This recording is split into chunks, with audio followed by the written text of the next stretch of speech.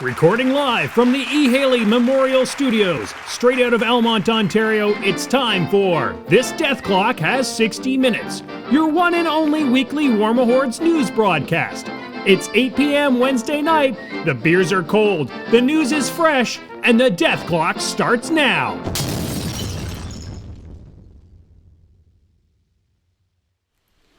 Good evening, everybody, and welcome to the Death Clock. I'm going to start the clock right now. We're going to try to get under an hour tonight. We've been a little bit off the Death Clock the last couple of weeks. We're about 12 minutes off. There's a lot to talk about. There is a ton to talk about. This week, of course, like the last few weeks and the few more weeks to come, we are talking Mark III.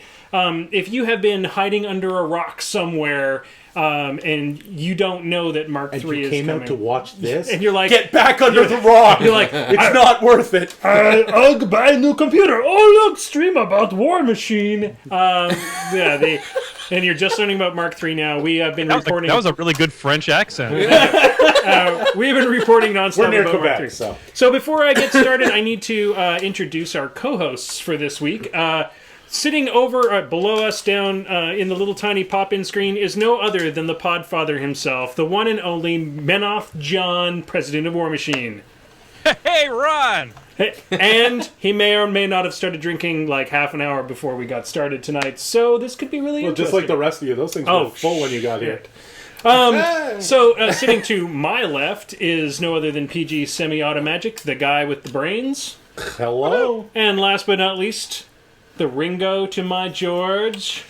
You're too kind. Maelstrom, the one and only Jason Maelstrom, who is the one that clicks the buttons and click the buttons and talk to people. And make sure that the people in chat aren't bored by us. And makes squeaky noises. And makes a lot of squeaky noises with his chair. Okay, guys, let's get right to the news, and we'll just keep this kind of roundtable fashion. We'll talk about, we'll let each one of us talk about an item as we go around. Otherwise...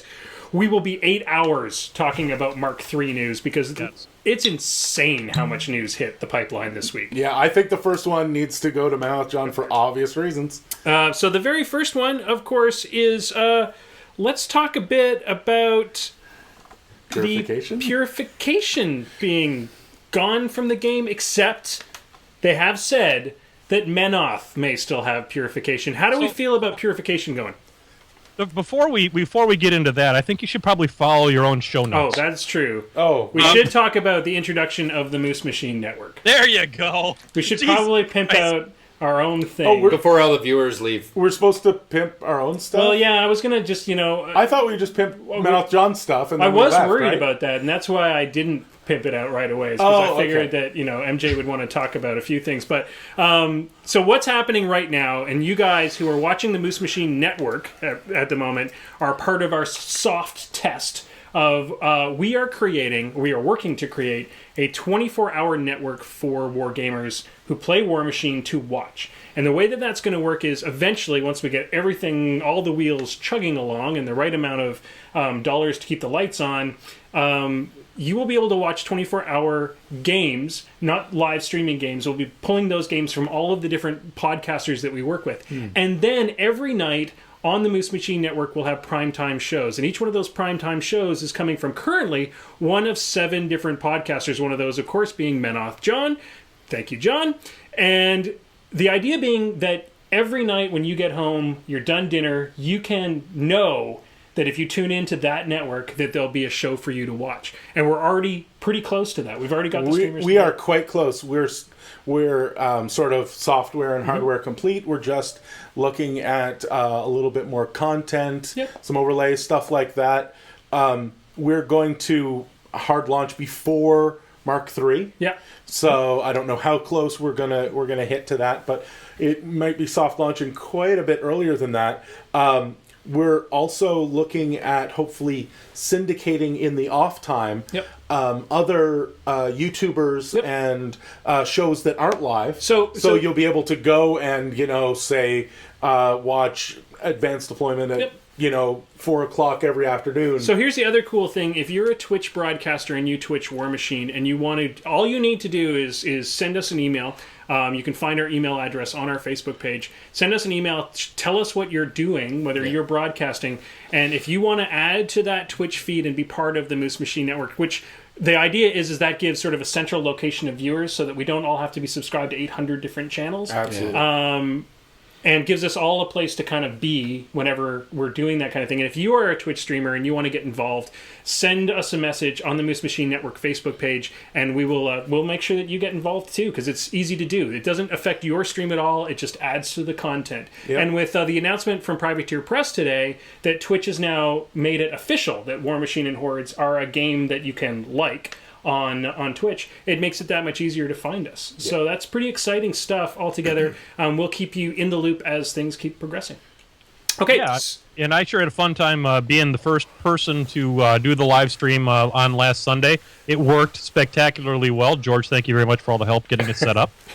And it was a lot of fun. I think that this represents an opportunity for us to not only do games, but also provide hobby content as well.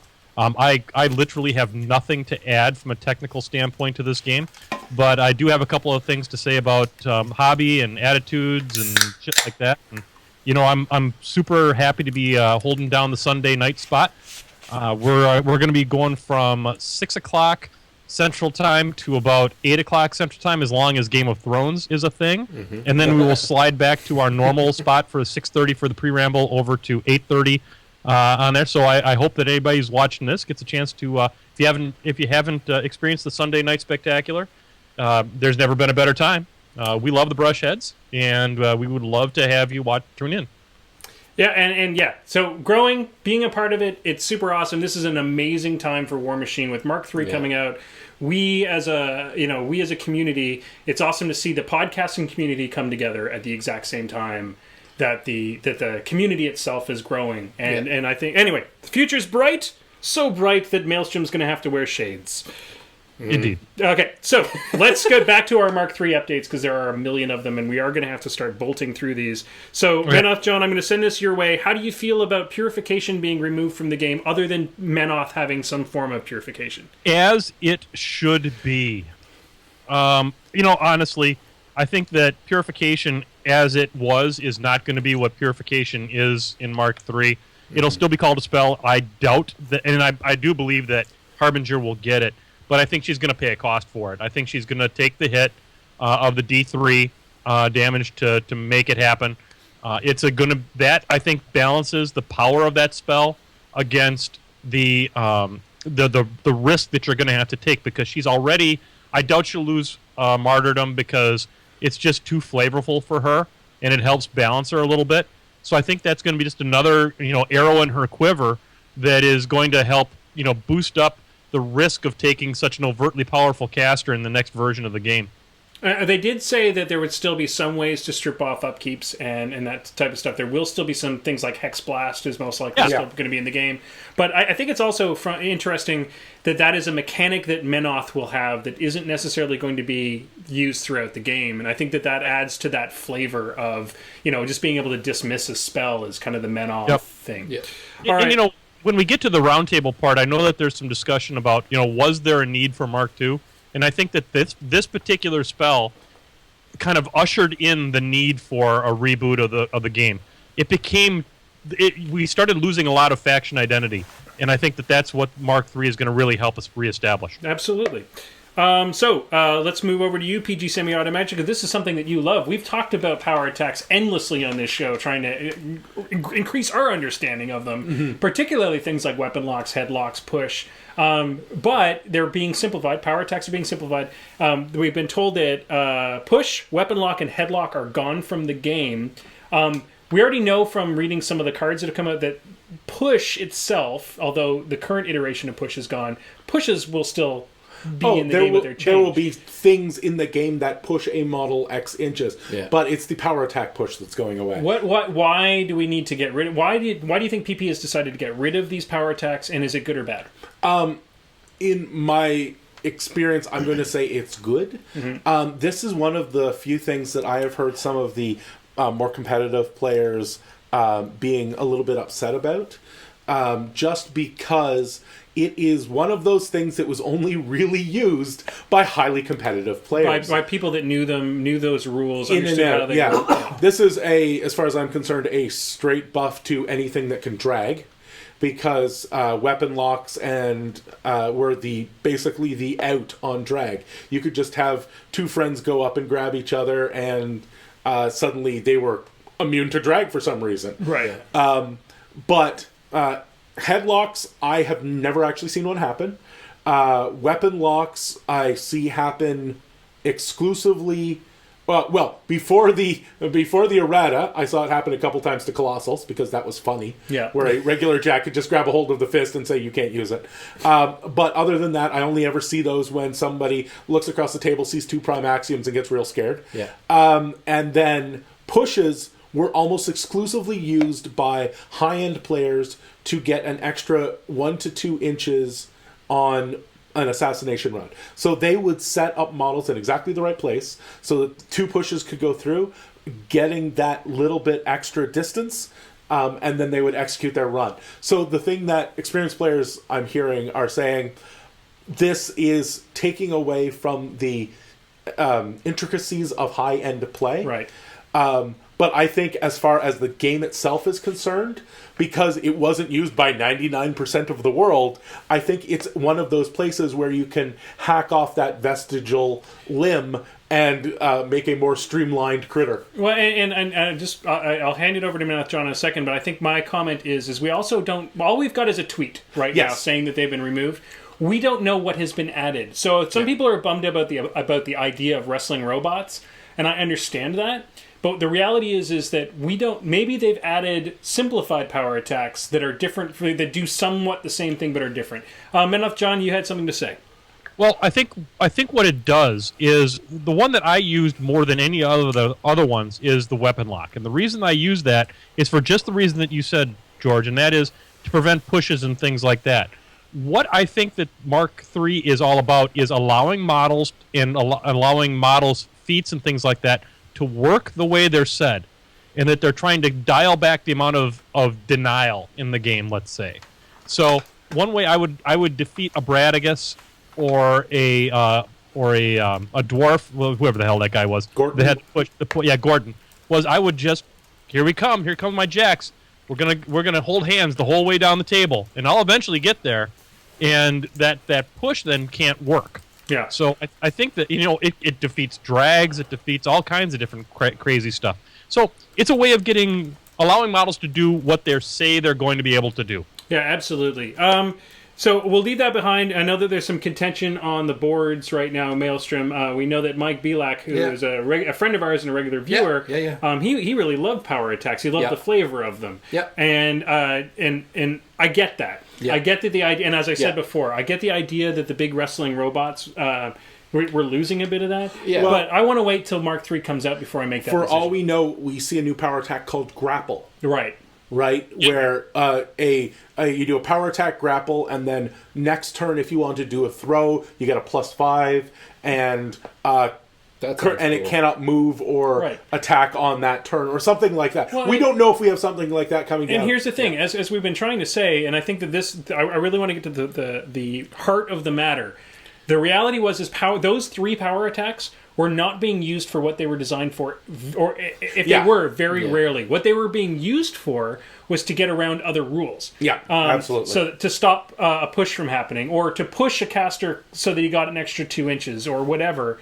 And by simplifying it, by taking them out of the game, in whatever iteration that they're in now, we're not taking away something that you were using for the purpose that you were using it for. Nobody was grabbing a hold of a giant sword so that it didn't cleave them in the head. They were grabbing They were holding hands down the board and running through the field. Or pushing to get synergy bonuses or whatever. Yeah. Sweet. So anyways, moving right along, we have a new feat that was announced today. So I want to stay current for the people that only listen to the first 15 minutes of the podcast. Yep. We have, while in Blank's control range, friendly faction models' melee weapons gain +3 POW and beatback. Thundering Rage lasts for 1 turn, so we know the name of it is Thundering Rage. Immediately after a basic attack with a weapon with beatback is resolved, during this model's combat action, the enemy model hit can be pushed 1 inch directly away from the attacking model. After the enemy model is pushed, the attacking model can advance 1 inch directly towards it. I put this right after our talk about losing push, because this gives us a hint of what has happened to push. So push is removed, quote-unquote, removed from the game, but that doesn't mean it doesn't exist to a certain degree. So Maelstrom, what do you think of this feat? You've had a chance to kind of glean over it. Who do you think it belongs to? There are a couple people saying it might be something to do with Scorn, but I don't know. Also, Maddox is the other one. Maddox, yeah. With the name like the name like Thundering Rage, it brings to mind Circle or Signar, and like those two mostly. So my guess is one of those factions. Yeah, and the Photoshop experts have managed to make Maddox fit perfectly into the the redacted zone. One thing we should mention is that second part you read, which was the description of beatback. Yeah. There's a single word in there that is a huge difference. Directly. Yes. Yep. Directly. Which means that you can no longer smack a guy out of the way and walk to the caster that's behind them and beat the crap out of him. You now have to follow that model you're smacking all around the room. And if Colossals keep their cannot be moved outside of activation, well then suddenly you run into that Colossal and you can't wander around them like you used to. Well, and that's the thing. Here again, we have a great example of things like power attacks or beatback was not being used for what it was intended to be used for. Yeah.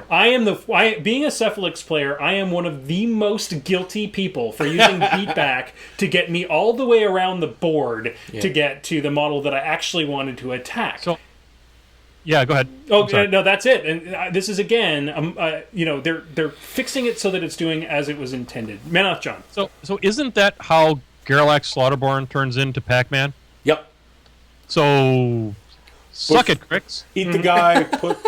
There were a couple Pac-Man. Madrak 2 is Madrak 1. Madrak 1 that does the Pac-Man. There's a couple of them where it's just hit the guy, move forward, hit the next guy, move forward. Just Pac-Man through an entire unit. Now, here's the other thing. It says the basic attack is resolved. After that, the beatback happens. So that's before the damage in my mind, which means that you still get to, if you place properly, you're still going to get the advantage that beatback used to have. Placed properly, you can move yourself around, especially if you have a reach weapon or something. So, I mean, really the beatback jank isn't 100% gone, but but it's going to take more work than just moving your way around a Colossal by beatbacking. All right. That time that I took out 2 units of Circle Infantry with 1 activation on Garrulax Slaughterborn is probably over with, though. Yeah. Probably. So there were 2 major releases, 3 if we're talking about Insiders, but the last Insider just hit about an hour ago. There were 2 major... Thanks, PP. Yeah, thank you, PP, because I know you're watching the podcast and are just trying to screw us up. All the staff at PP, like, it's on their calendar, and then watch Moose Machine Wednesday night. So here's we got a Crix, basically giant spoiler thing for Crix, and a giant spoiler thing for your faction there, Maelstrom, Everblight. Yep. But we'll go through the Crix changes first. This did happen literally the day after our last cast, most of you people are already up on the changes, but we've had a chance for the changes to sink in. There was 3 solid days of Crix Salt, but that seemed to disappear relatively quickly. Well, I think Crix players, they have 2 things. One, they have a little bit of battered wife syndrome. They keep getting the bat to the face, and the other thing is a lot of Crix players move into Crix with full knowledge that they are getting into Crix. It's not that they're like, let's go find a nice underpowered... No, let's just play Crix. So here's a few things that are interesting. So I'm going to go through some of the lesser known ones because they were Twitter feeds. The Witch Coven is going to remain one of the few unit-style casters that is not a unit. So they're going to maintain their 4 separate activations, which is pretty cool because that was a 1 unit that had that. And that is such a neat ability to be able to cast one spell, then cast another spell, then cast another spell. That is so huge. And straight up the sexiest models in the game. Absolutely. I don't think there's a single that orb. Ooh. Not the orb. What am I going to do with you? So Denny has Dark Seduction back. You might know a little bit more about this. It's a Mark 1 power that she used to have. Unfortunately, I was not exposed to Crix as much, so I don't actually know much about Dark Seduction. I think it sounds cool. We'll see how it works out. I don't think there's too much excitement around Dark Seduction being back. I mean, it's a cool ability, but it's not my god, groundbreaking. It's not like Morgul's feet getting blind back. Although there's going to be a Crix player on Reddit that's like, oh my god, that Myth Gorax guy doesn't know what he's talking about. It was so groundbreaking. The haters are going to hate. The haters going to hate. So machine wraiths, this is a big change because I use machine wraiths quite a bit, and they're kind of useless. They're like a 1-point filler model, but now they're going to be able to take control of a jack that they hit in combat. They don't have to do the whole melding with the jack thing. Anybody think that's cool other than me? It is cool. Yeah, they just have to hit it, and they machine control wraiths, it. if they stay the same frickin' way they were, are the most irritating piece of shit model. Absolutely. Fuck machine wraiths. Yeah, they are sticky as shit. That's and fuck the back of their card. Yeah, because I don't have time to read the essay on the back of that goddamn card. You could literally roll up with a machine wraith and say, well, basically it takes over your whole fucking army.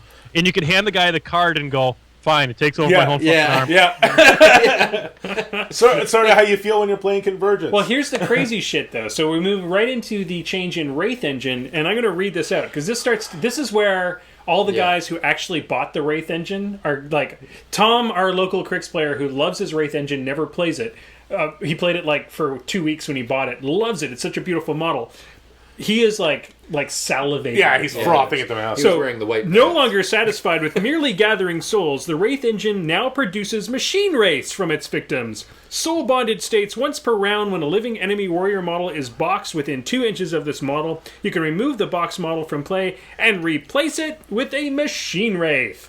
Furthermore, it has flat out gained incorporeal and has been bumped up to speed 7. That's insane. Because speed 7 incorporeal battle engines are something I needed on the fucking battlefield. Yeah. So let's On just the turn upside, that shit up to 11. everybody sit back and relax and think about all the times that Crix players are going to hide their caster behind the incorporeal model, and we could just shoot them right in the face because they don't remember that incorporeal models don't block line of sight. Well, here's the other good news. All the Signar players give no shits. They're like, yeah, come on over. I got a gun mages. Yeah.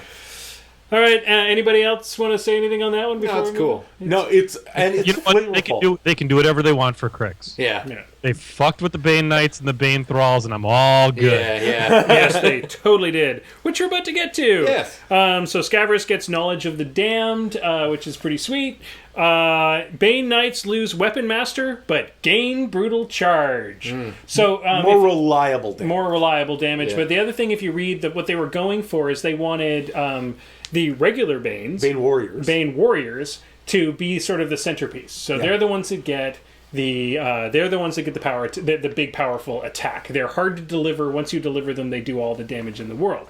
They wanted each different type of Bane to have a bit of different flavor instead of them all basically just be exactly the same, but in different looking models. So the good news is that we no longer have to take Bane Knights, friggin' 4 dice Bane Knights to the face. MJ, you already mentioned that Bane's got it. What is it that is it balanced? Are the changes good, bad, overdone? What do you think? At least I can shoot the fuckers. Absolutely. At least I have a hoop's chance in hell of tossing a couple shots into them, and maybe they still have tough, and maybe they still have dead rise. But at least I have a chance of weeding these guys out. I just always felt so helpless. You couldn't shoot the damn knights because they were going to vengeance into you, and you couldn't shoot the thralls because they were 5 inches away from you. Yeah. And it only took 2 to take down a colossal. So it's like, Yeah. But so at least I think that it definitely helps a lot what they did.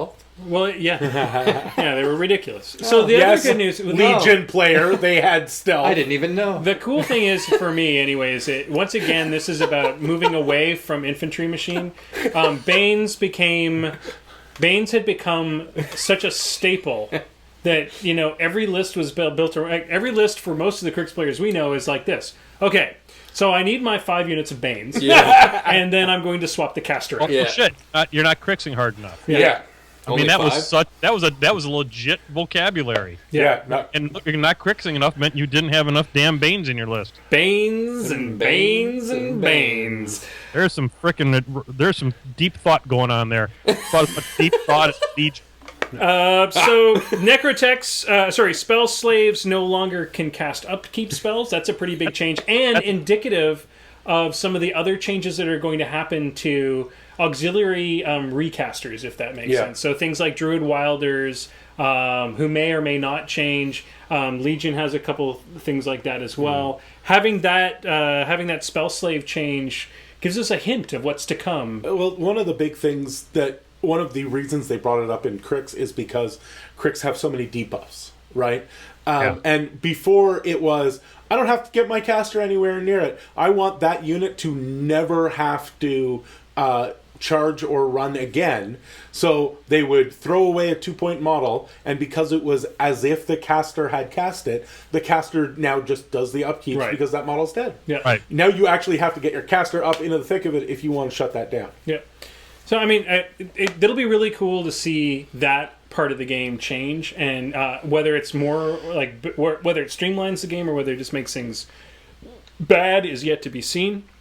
So with the change to how scrapping things works, they had to make a change to Necrotex. They've given us a hint at how Necrotex are going to change. We now have a new token being generated in the game. Scrap token. A scrap token, which is kind of cool. It's like a corpse token for Warjacks. Yeah, so that's how the whole Necrotech thing is going to work, is that they basically rebuild, and we might be able to surmise that maybe somebody like Darius or the Witch will have similar access to the scrap token. Sure. I hope Darius straight up gets Thags 1's feet. Because basically he can return a Warjack that was removed from the table back to the thing. All right, so we need to let John and everybody else in on this little thing. So PG Semi-Automagic, my good friend here, quit playing Signar because the only caster he loved in Signar, which is the man in the toilet bowl, our one and only Darius, was not legit enough for him. So he was like, screw this entire faction, the one caster I like isn't good enough. Because Signar didn't have any other good casters in his mind.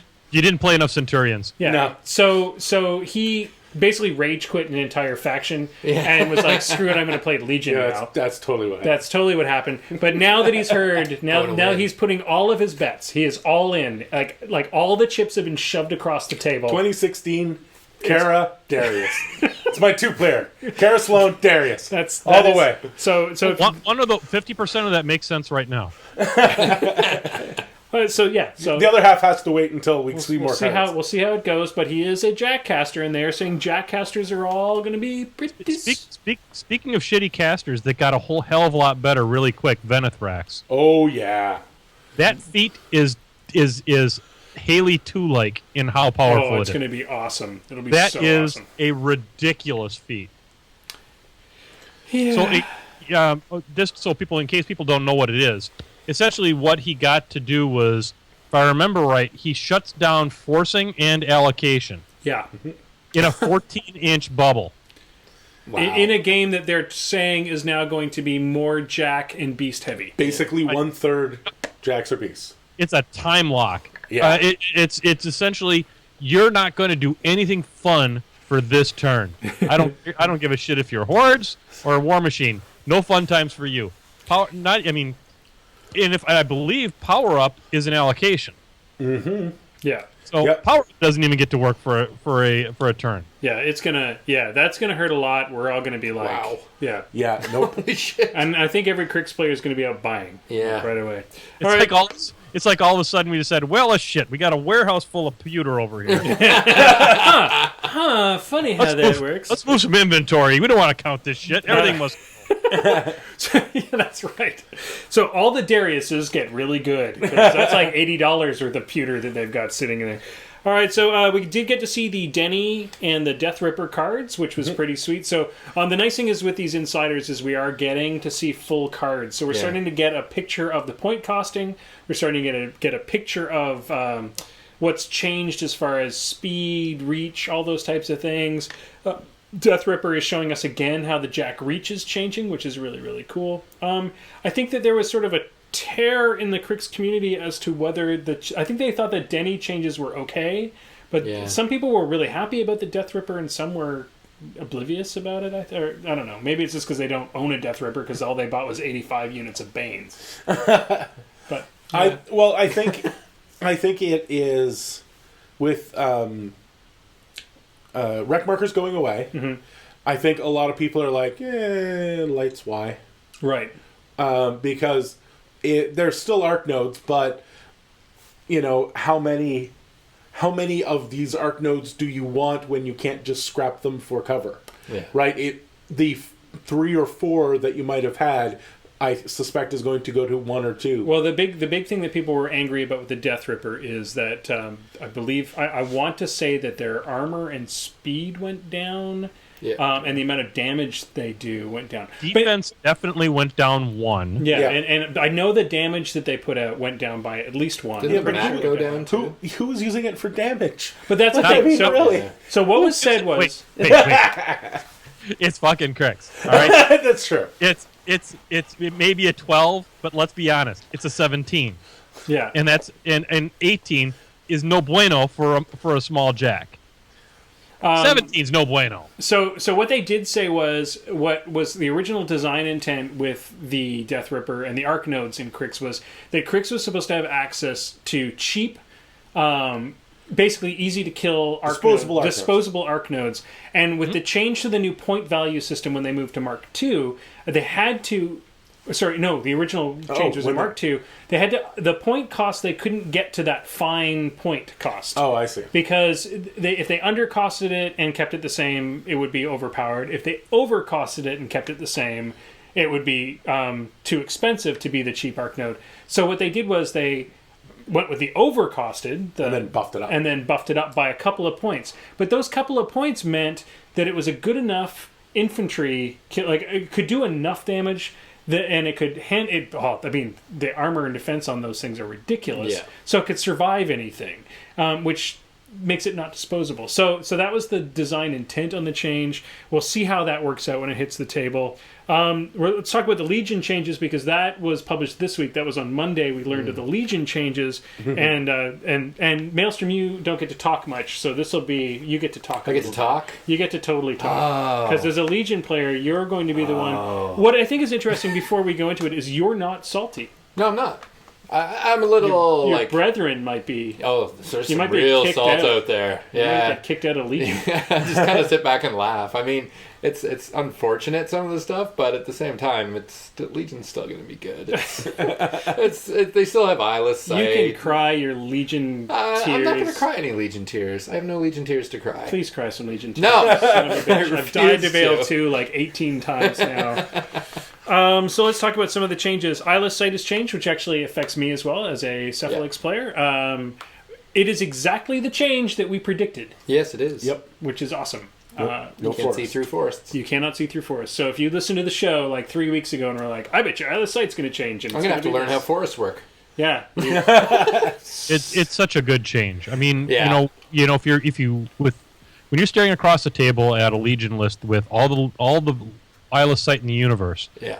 And it didn't matter what you had sitting in front of you. Yeah. You are going to die on the approach, no matter how you decided to handle your positioning. And I think this change, while it still remains very flavorful, I think is a very fair change.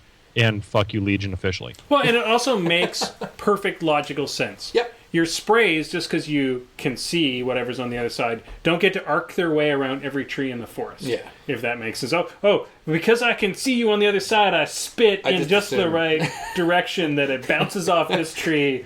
I don't know. I always just assume they're very young forests with little tiny trees. Right. The fireball just takes them all off. It just takes them all off. So you finally got to see. You've been wanting the Proteus card. You've been excited about the Proteus card. You've finally seen it. Is it everything you wanted and more? I don't think it's everything I wanted and more. It looks good though. But it's everything you expected? It's everything I expected. But it hinted at the chassis.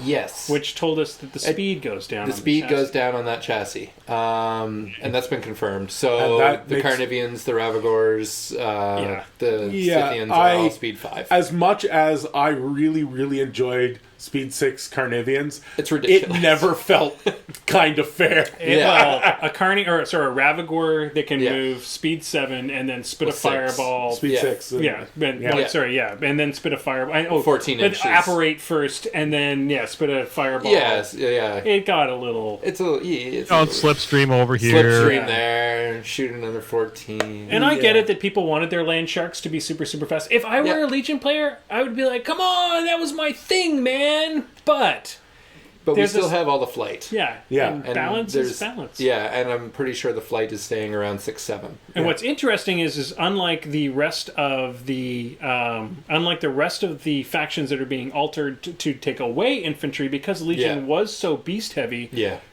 They've announced that you're going to have to buy some infantry. You're going to have to buy some infantry. Yeah. And one of the cool things is your flying infantry now gets the super speed buff, so you have something to cover and deliver, if that makes sense. Yeah, exactly. So you can keep the beasts you have, you bring them, you keep them back, and you screen them with speed 7 and flying grotesques. Yeah. Which makes grotesques useful. Yeah, now there's a couple little interesting things on that Proteus card. He lost the ability to herd. Yes. Herding disappeared off his card, which was very interesting. And I think we can all agree that his new model is pretty. Oh, it's insane. So pretty. Oh, it's awesome. And that, I mean, we knew he was going to be good because the model was like... Yeah, they redid the model. No way that card's bad. So the next one is Lilith has a gun mage style range of attacks options now. So my guess is you get Blood Lure or Witch Mark. Or Witch Mark. Or you don't get to do them all every maybe attack. Snipe. Yeah, maybe Snipe, yeah. So that'll be cool. I mean, Lilith it'll, obviously needed a change. She did. Lilith 1 is kind of... when everybody is playing a Lilith 1 and a Veil 2 list, that maybe those two casters might need a slight adjustment. Yeah, Lilith 2 nobody was playing Lilith 1. No, Lilith 2 is the one people want to take a nerf bat to the face. Yeah, well, her feet is slightly different now. Yeah, Shadow of Everblight. I don't think they get the snipe anymore, but No, they still no. get the. They now still get, two range shots. Oh, and gunfighter. It gives everybody gunfighter. They give gunfighter and still the. So last but not least, we did get one last spoiler for Legion today at the very last minute, or it might have been last night at the very last minute, that the AoE on Ravagors has changed to 4. 4 inches. Do you think any other? Deal. That's huge. That is huge. Especially if it stays a scalar template. If it stays a scalar, that's disgusting. Honestly. I think we'll find out that there's been a few other alterations that might do less damage, something like that. I gotta believe it also is no longer range 14. I would hope so. If you're dropping up high plates of that magnitude, it's got to be shortened up because that just screws up everything. Oh, especially with Lilith too. Being pushed into the middle of the table. Yeah. Mm-hmm. Yeah. All right, so we're coming down to the end. We're coming down to just one last couple more. One last Legion thing. Oh, that we just heard. Yeah. Shredders. Oh yeah. They gained flank. Yep. But they took away. Yeah. Well, Tenacity's gone completely. Tenacity's gone. They got flank. That makes me a little sad. And they got back Eldifology. Yeah. Wait, time out. They got flight. Flank. No, flank. Oh, flank. Okay, I was like, sorry. No, that's a different light. It's because they're cannonball shaped, so they automatically just get thrown into the middle of the table. So for a little peek behind the curtain here, folks, for the Moose Machines, I'm listening to this on a shitty laptop mic. And so, they could literally be saying almost anything. And I'd be like, oh, yeah, that's totally great rule change. Let's go. That was the Podfather giving us shit for the audio. Sorry. I have good mics over there. I could just plug one in. So I think that we all knew Tenacity had to change. Didn't have to. Well, if you're a Legion player, it didn't have to. But the thing is that it was such a go-to spell. Yeah. And it was getting cast all over the damn. Oh yeah, it either had to 8 change times per turn almost. Yeah. It had to change. It had to change. Ridiculous. You can't have anything. I mean, the idea being that they're trying to shake up the game enough that there's no go-to thing. Yeah. Let's hope that's cool. Yeah. I think it'll make things really interesting. I'm just curious to see what everybody else got coming down the pipeline. They have flank with a friendly faction Warbeast. Yes. And that's the flank. And that other weird one, Aldifology, basically, the definition of that word is when two immature critters eat each other before they are born. Yeah. Right. So in this case, basically it just means that shredders eat shredders. They'll eat each other before they first eat frenzy something. target. Yeah, is first gonna be frenzy another target shredder. is always another shredder. Right. So if you run them in pairs, they're not going to try and charge into your big war beast. There goes Okay. my 25 shredder list. Well, that's the thing. So here's what people were doing. Sure, it's a 25 shredder list, Yeah. and it's a 12 shredder list, and it's a 6 shredder list. Well, but the thing, so this is what people were doing before, is they were running, the reason I think this has been put in is, again, to keep along with the design logic. Yeah. People were running shredders hot all the time. Oh, yeah. Yeah. Because you didn't care. That's what shredders were for. 'Cause if it- 2-point lesser war beast. If they that you can frenzy, just- it did the exact same thing Yeah. as if you spent the points. Exactly. So this And- forces it. Yeah, and that's just the exact kind of shit they don't want in the game because they had too much of that before. I mean, if you remember back to the Mark I Frenzy rules, that shit was obnoxious. Hordes players would intentionally push their entire army to stupidity level and then just watch it absolutely break through the entire War Machine side because they'd get boosted attack and damage on every weapon. Yeah. So what they're doing is they're trying to keep that kind of silliness from... God, those were good days back then. I don't know why I didn't play Hordes. I have no damn idea why I didn't play Hordes. All right, so that's pretty much it for the Legion changes. I'm sure that there's probably a couple things that we missed. If we did miss something, please say it in the chat. We'll bring it up.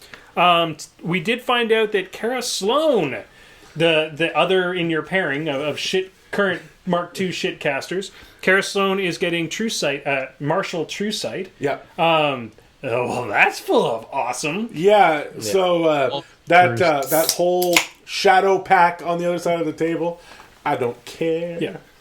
All the hunters in the universe just sold out. Oh, so many hunters. Ah, good thing So many I already... hunters. Good thing I already have 4. Well, now you're going to have 4. But anyway, here's a big hurt for... Well, so far from what people understand, big hurt on the Circle players. We found out that shifting stones, like every other type of thing now, their effect is completely within. Now, we don't know whether the range on the teleport has changed, because what could happen is the teleport could become range 10, for example. I think it's now all teleports are going to be completely within, not within. Which means that you weren't getting that extra half an inch from large base models. I can't tell you how many times I said to a circle caster, or a circle player, no, you have to put it on the other side of the tape measure, and they're like, no, it's just within. Yeah. Not completely within. Well, and this again is simplification. Yeah. It's such a hard thing for a new player to understand that, oh no, you just literally need to be touching the tape measure and that is quote unquote within. Yeah. And it was complicated for judges as well because you had to, measure friggin' perfectly for some of these crazy assassination runs that people were doing in high level tournaments. So it's a simplification. And we don't know how long the teleport is now. And yes, circle players are going to hate that. That was our thing. Speed debuffs no longer prevent charging. We've been told that this week. Screw you, crippling grasp. Yeah, that's a good thing. Yep. It actually opens up the design space, I think, a little bit because it allows you to put more debuffs in the game as far as speed and things like that without making it such a crippling effect. Yeah, absolutely. And of course, there was a few things that came up just before the cast tonight, and the main one being Privateer Press did put out a last-minute insider today, and the insider today told us all about the artilleries. Things that we should know that we're going to broadcast. I don't know if people have managed to read that insider yet. First off, the cost on artillery, super low. Second, they can now move before they shoot. Third, their movement is going to be a lot lower, but it's going to be increased by the amount of dudes you still have left alive. It's kind of the pot thing. Yeah. Everybody grabs a hold and picks up the big thing. Yeah. And they picked every shitty, confusing rule in Mark II and decided to give it to them. Yes. Well, that's what you can't get rid of rules. You just have to move them. Yeah. So they moved. They kept the dumbest rule in all of War Machine and Hordes, man-sized. Yeah, that is... Somehow, man-sized made the cut as shit that was too crucial to the goddamn game to get rid of. I played Menoth for years, and I have no idea how man-sized work. The book could be anything from a small to a colossal-sized base. I don't know. And I have no idea how tall it is. I just said, yeah, you got line of sight. Yeah. Just shoot it, please. Yeah. Yeah, just kill And, it. and then they kept inaccurate. If it's going to be inaccurate, reduce its rat by 4. Yeah. You dumbass. Don't God. give us an extra rule. Just drop its rat. I'd like to just now let everybody who's watching the cast or listening to the cast realize that this is the one time that Menoth John has not claimed to have made this rule change himself. I've been responsible for all the good shit. As president for life of, I'm going to tell you what, you check out on one staff meeting. Staff meeting. And this is the shit that happens. Yeah. It's like, I can just hear fucking Will Schick going, hey, guys, he's out of the room. and then we get that. However, I will say that I had an awful lot to do with the Horgan-Hold Artillery Corps. I've always had a soft spot in my heart for the little guys. I'm an underdog. I understand the underdog. And they got brutal goddamn damage on a POW 14. Oh, That's yeah. some solid shit right there, ladies and gentlemen. Awesome. So That is good stuff. Well, the design space, I think. So what we're surmising here at Moose Machine, and again, we're not the experts we like to tote. We never are. I am. That's why we have That's John. why we bring John. Yeah. What we're surmising is that the design space for that artillery is changing, and the idea is that it becomes cheap stuff that you can add to your units, especially if you're able to replace the dudes that die around said artillery. If that design space is changed the way that we think it has, it means that it's a more accessible piece to fill in those last few points that can do a bit of damage and add to your already good ranged artillery games, particularly in things like Khador and Signar, who, let's be honest, love those types of things. So anyways, I think everybody should be kind of excited about artillery. Mm-hmm. I'm excited about artillery. Now that I've listened to MJ talk about it, I'm not so excited about the trying to read the back of the card for half an hour to figure out how shit works. I just don't know how to shoot it. It's like, what are you? Are you a fucking small base? Are you a big base? What are you? What can you see? What can't you see? I'm literally going to walk up at lock and load and go, okay, fucking Will. Shit. Buddy, pal. How does this shit work? The guy that treated me like shit at SmogCon. Yeah, you. How the fuck do I target man size? Really, honestly. Is it medium? Is it large? What is it? And he won't be able to tell me. Maybe I'll ask DC the next time I talk to him. He'll know. All right, ladies and gentlemen, we're going to leave behind the news because, man, that was 45 minutes. And this is what's going to happen until Mark III gets released. Getting in under the fucking clock. Well, but here's the thing. What we want to talk about, and I think we'll all do our sort of public service announcements. I think is probably the easiest way to do that instead of really going into the details on this question. Is this week is the first week because they're finally giving away information about factions that the Salt has begun. And this happens every time we see an errata. And this group here, the four of us in particular, have spent some good quality time poring over errata documents. Yep. And then saying a lot of really positive things about the errata, and then hearing from everybody else why we suck for thinking that the errata was good. We've seen the Salt. Oh, yes. I mean, I literally have not had to buy a salt packet in like 5 years because, man, my French fries, they well salted. And your blood pressure's already high. Yeah, my blood, it's bad. So what we want to talk about tonight is how to, in the classic style of, how I learned to stop worrying and love the bomb, how do we all stop worrying and wait till Mark III actually drops before we claim that the sky is falling? And what I want to do is I'm going to send it to you, Maelstrom, first, because you're a Legion player. You're watching your fellow Legion players. You've already mentioned it a bit tonight. Yeah. Where you're seeing the Salt hard. So much salt. So much salt because, they didn't want that chassis to change. They still wanted to be super fast and hit super hard. Yeah. How are you, when somebody comes to you and says, dude, Legion's changing, it sucks now, I'm selling it on my Legion.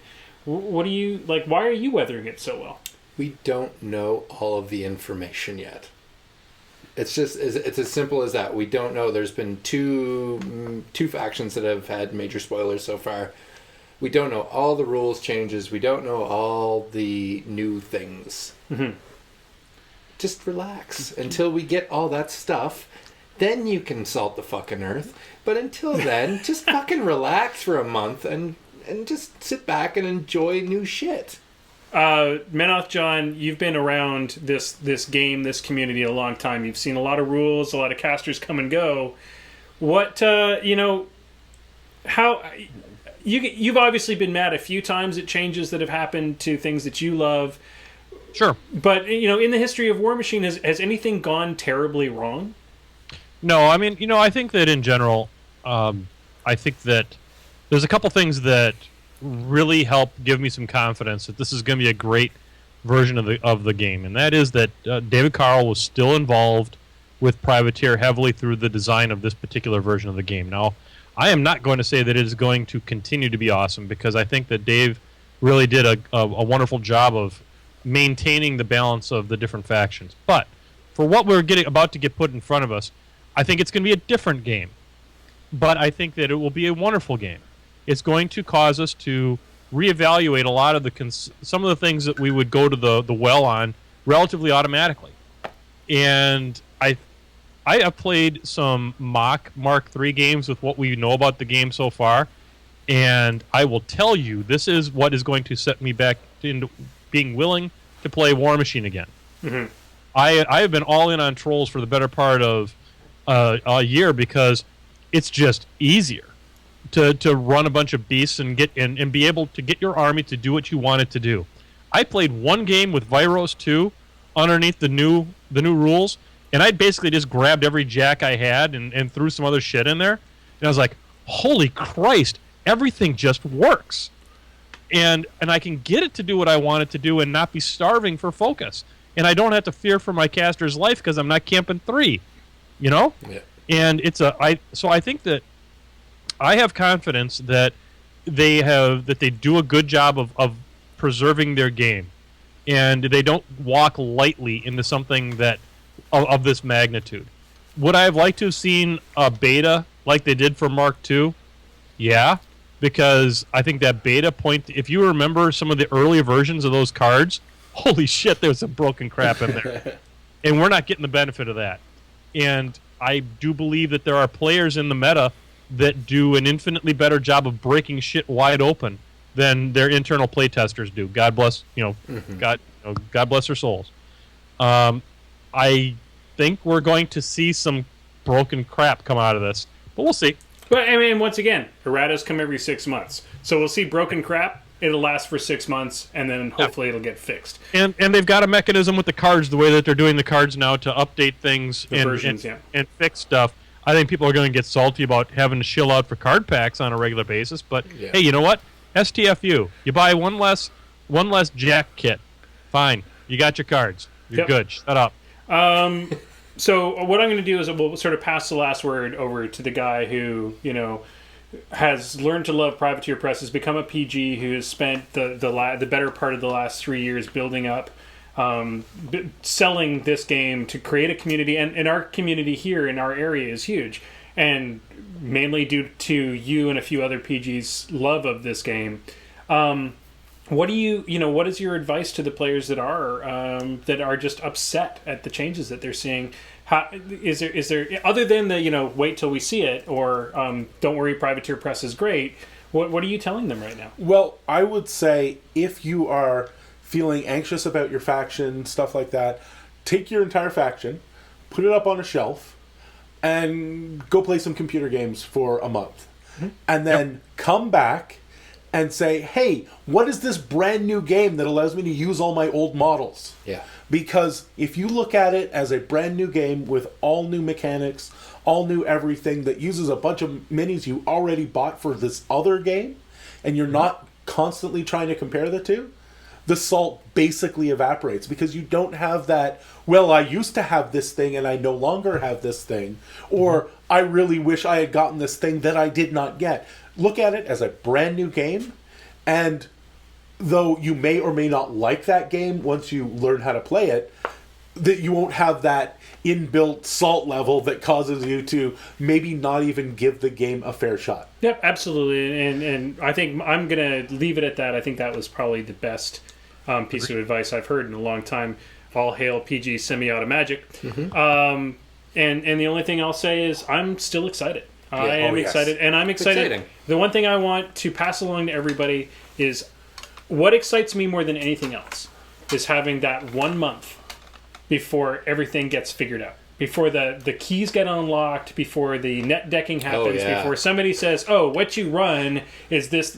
You can't play that faction without running this, this, and this. I am so excited whatever about crazy list you want. We're gonna have Everything 1 month. is valid. Yeah. 1 month of the Wild Wild West, and 1 month of picking guys like Marc Andre's brain, grabbing guys like Chris Aubin who have unlocked, who can figure stuff out, and we got that. That's going to be an exciting time. Mm-hmm. But you know what, ladies and gentlemen, it's enough of that. It's time for the lightning round. The lightning round is 10 of the most difficult questions that I could come up with in my living room just before this game about War Machine. Of course, all of these questions will be invalidated very, very soon because Mark III. But the way it works, this is Menoth John's first time playing the lightning round, so we'll explain the rules to him quickly.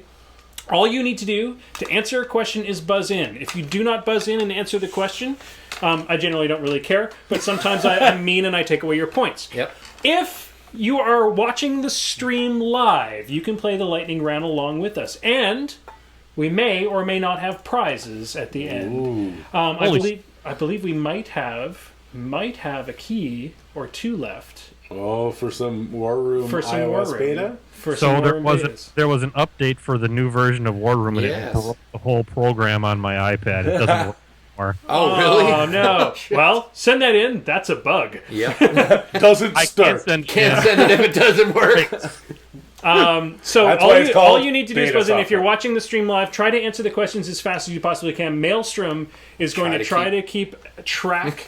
Fortunately, I've had a few drinks. We can scroll back We on can the scroll chat. up. It's really handy. Oh, yeah, that's right. I feel like the president of War Machine and Hordes has a natural, innate advantage in this format. Well, we'll find out. We'll see. So here we go. Ladies and gentlemen, question number 1. What is Father Lucan's base strength? G. 12. It is 9. Ooh. His base strength is 9. Ah. I am a Kadoran, and I have an arc node. Who am I? Menoth John. Zerkova. No. The Old Witch. The Old Witch is the only Kadoran with an arc node. Zerkova can arc through things, but she doesn't have an arc node. She does not. No jack. No Jack. All right. Fuck you. Question number 3. What is the name of Raven, the Eternal Light's ranged weapon? Raven, the Eternal Light's ranged weapon. What is she? The She's nod. a- What is she's a it? What ret kind? model. Menoth John. Flaming bullshit. Flaming bullshit is very close, See, I was going to call it Frank. but it's actually Hellbore. Hellbore. Is, That was my other guess. I knew that. All right, this is for the Legion players out there. What is Proteus's threshold? Proteus's threshold. Bing bong. 10. No, it's 9. 10 shot. It's 9. How It's many? Legion. Your threshold is always one lower than you want it to be. Yeah, true. Question number 5. How many damage boxes on Conquest? All of them? That is not a number. This is 72. It is not 72. It is 62. You are damn close. It is 62 boxes. All right. Ooh. Question number 6. What Crixian can still recite the first harmonic? Crixian caster. This is Menoth John. Gorshade. It is not Gorshade. Asphyxius? No. Oh, God. And This go. Do you get two Morton Nebra. Morton It Nebra. is Morton Nebra. It is Morton Nebra. We'll give the point over to Menoth John. Question number 7. What is the corpse collection range on a spawning vessel with 3 acolytes? Bing bong. 7. It is 7. That's really good. That was amazing. It's like you I mathed. mathed. Right answer is too far. Question number 8. What is the speed of a feral warp wolf that is warped for speed? Menoth John. 8. It is 8. Very good. Question number 9. Are stealthy models a valid charge target? Hit it, PG Semi-Automatic. Yes, they always They are. certainly are. And now, what is happening is we're getting to the the big finale, the big finish, and the problem is I can't get it up fast enough on my iPad that we are going to go to the Minty Fresh question of the week. Uh-oh. The Minty Fresh question is brought to you by our friend Minty, who runs many wonderful events over at Fandom 2. You can learn more about those events on the Ottawa Gatineau War Machine Facebook page. He makes sure that you know. So, what? Mark 1 to Mark 2. What was breaching? Breaching. What was what? Breaching. Breaching. In Mark 1, there was a rule called breaching. What was it? I'm going to say it was an additional die when hitting a warjack. Breaches were a terrain rule from Mark 1, where if you damaged a structure and did more than the damage capacity per inch, then you opened a hole in the structure, assuming the damage didn't cause the building to collapse. Holes created this way were 1 inch wide for each full inch of damage capacity inflicted by the attack. Wow. Special note, it's also one of the rules that Minty misses most from me. You would, Minty. Jesus Christ. That sounds like a Minty rule. Ladies and gentlemen, that was the lightning round. I think Mark 1 was such a horrible fucking game. Holy Christ, Mark But the fluff, man! The fluff! I think I- the one. I think, Mike Bilak won on the stream. Congratulations, Mike. We will double check those numbers at the end of the cast. Because I could be very wrong. And I'm going to say this. Menoth John, you did very, very well. Yep. But I think, actually, Did I get more Maelstrom, points? you actually kept up. I'm not sure whether you won or not. We'll have to look it back. And I will Look at things when Wow. we're not so drunk. We'll look at things. I'm not drunk. I've had one light Such beer. Garbage. But we'll sit down and we'll watch over and we'll figure out the points and I'll claim the winner tomorrow.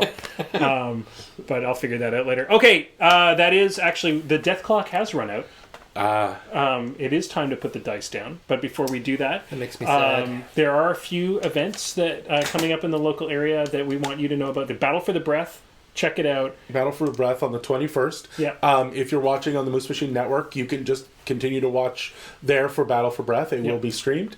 In our local meta, we have on Mother's Day, once you have delivered the breakfast in bed, and before she can tell you how horrible things are, flee out of the house and come to FDB and play in a 35-point tournament. Right? May 21st may in fact be the first Who's the Boss in Canada happening here in Ottawa. Cool. So if you've ever wanted to play Who's the Boss but you're trapped north of the border, this would be a time to try that out. And then, as you said, Battle for Breath, May 21st. Yep. And that's on the American side. That's on the American side. But remember, no matter where you are watching our show from, you too can get in on the raffle for the Wrathlock. So, and just so you know, here at Moose Machine, we're going to, between the four of us, or the three of us, we're going to definitely be buying a ton of raffle tickets, mainly because this is, Fraser and the guys at Battle for Breath have organized one of the best charity tournaments I've seen. Food Machine's an awesome thing, but man, I'm super excited about some of those prizes, and the fact that anybody can get those prizes is That's awesome. huge, yeah. And it will be live streamed on the Moose Machine Network, so you'll be able to check in and watch the entire thingamajig. That's awesome. Before we go, I have to take a few moments for our sponsors. Stick around to make sure that you know who sponsors us and keeps the lights on here at Moose Machine and is making all the things possible. First off, we got to send our thanks out to Wizards Tower, our local gaming store, who has been amazing to us, has supported us since the beginning. We live stream from there quite often. They are amazing people. Coolest thing about them is that they are a full, they keep a full stock of War Machine, and you can buy them online in Canada. And what's awesome is you're not supporting some, nameless store who's lowering the prices down to get them as cheap as possible. You're supporting a local gaming store. Yes. Who does great things for our community and works really, really hard to keep the War Machine community happy. And they will be hosting what is probably the very first War Machine tournament of Mark III, because we will be starting at 12:01 Eastern Standard Time on the 29th. Well, if we were in Newfoundland, if I can keep the Halifax guys asleep for a couple extra hours, then there's nobody in Halifax. Come on, we got a new PG. All right, so Halifax. Last but not least, we got to thank the guys over at Muse on Minis. We are a proud part of the Muse on Minis network. We are. They make sure that our podcast gets to you in audio form to all the different worlds. So thank you, John and the guys from Muse. We love you guys. You have done wonderful things for us over the last year. And that's it for our sponsor list today. Well, for our sponsor list. Yes. But I think somebody needs to make a shout out. Menoth John, thank you for joining us tonight. And and we're going to pimp out your cast. So if I have not heard of Painting with Menoth John, because once again, I just bought a computer today, I live under a rock, where do I find you and how do I take part?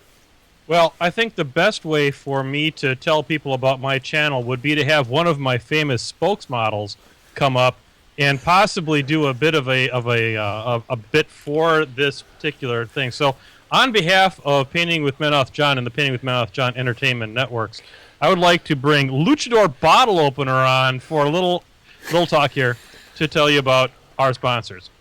Hey, man. So, let me tell you about Menoth John and his network. You know, on Sunday nights, you cannot possibly find a comedy host in one that will show you some techniques to use with the brush and maybe some washing and some dry brushing. He has guests on sometimes. They don't suck. They're better than him. Huh. Don't tell him that I said that, though, because he might get a little mad, and then I'd just be sitting on the monitor like I do all the time. So, if you want to see the Painting with Menoth John experience, it's on Sunday nights. You know, what the fuck else you going to do? You got, Game of Thrones, but he comes on before Game of Thrones. So you don't have to miss Khaleesi's boobies at all. So I am Luchador, the bottle opener, and I suggest you get on over there to www.pwmenothjohn.com. He's going to have all the updates. He show you the shit he paints. He tell you about this. He tell you about that. He tell you about the patreon.com/menothjohn. You don't have to know about that till Sunday, though. He'll tell you all about that on Sunday. So you can catch him on the Sunday live on the twitch.tv/MenothJohn. And on behalf of all his sponsors and the Moose Machines, hey, Ron. Woo! Hey, Ron. Hey, Ron. Hang on! And we've mentioned this before, but really, we did all this because we watched Menoth John and we're like, Aw. We can do that. We can totally do that. I mean, I watched Menoth John and went, wow, that looks like a lot of fun. We totally got to do that. that's more No, what you said was, I can do that shit better than him. I didn't say better, did I? He actually said, I think I could fix I Menoth didn't John's say that show, out but loud, we need to show him how we do it first. All right, guys. That dude had no fucking idea what he's doing. Better. All right, guys. All right, guys, that's it. Hit that button. Dice down! Moose Machine and This Death Clock Has 60 Minutes is a proud part of the Muse on Minis network. Podcasts go online every Thursday morning. You can watch the show live every Wednesday night at 8 p.m. Eastern on Twitch and keep in touch with us on our Facebook page. Just Google Moose Machine. If you can't find us, you're doing the internet wrong.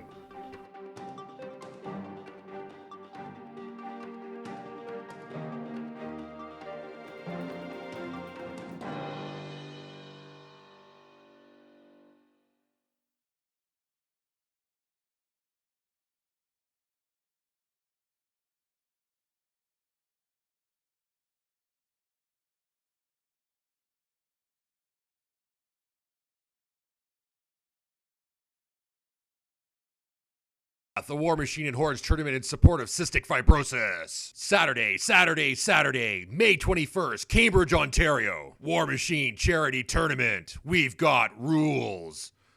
Don't like rules? We've got rules that let you cheat. Hang out with Chris Iron Ore, Rich from Beer Machine, Bubba, King of the North. No need to ask about prize support. We're giving away Wrath Rock, plus tons of stuff from these great vendors. Can't make it to Cambridge? Every dollar donated to the Battle for Breath CF page gets you tickets. This event is limited to 32 people. Sign up now to avoid disappointment. Thank you for supporting cystic fibrosis, and remember, someone's winning Wrath Rock.